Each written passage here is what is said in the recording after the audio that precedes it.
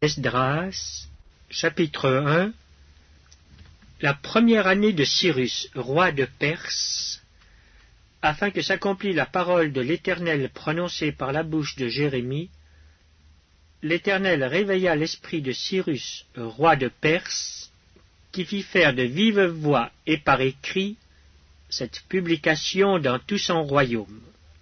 Ainsi parle Cyrus, roi des Perses.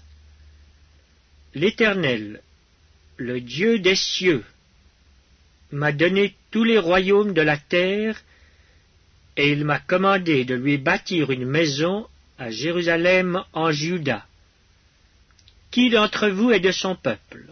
Que son Dieu soit avec lui, et qu'il monte à Jérusalem en Juda, et bâtisse la maison de l'Éternel, le Dieu d'Israël. C'est le Dieu qui est à Jérusalem.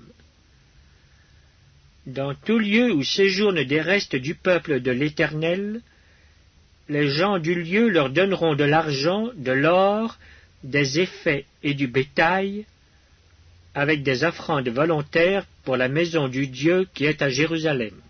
Les chefs de famille de Juda et de Benjamin, les sacrificateurs et les Lévites, tous ceux dont Dieu réveilla l'esprit, se levèrent pour aller bâtir la maison de l'Éternel à Jérusalem.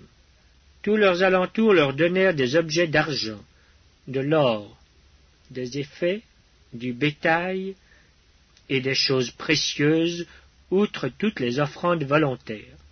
Le roi Cyrus rendit les ustensiles de la maison de l'Éternel que Nebuchadnezzar avait emportés de Jérusalem et placés dans la maison de son Dieu. Cyrus, roi de Perse, les fit sortir par Mithridate le trésorier, qui les remit à Sheshbatsar, prince de Juda.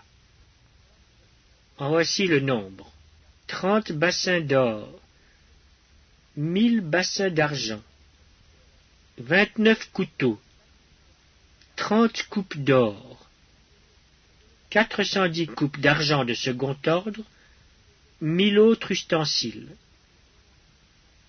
Tous les objets d'or et d'argent étaient au nombre de 5400. Sheshbatsar remporta le tout de Babylone à Jérusalem au retour de la captivité.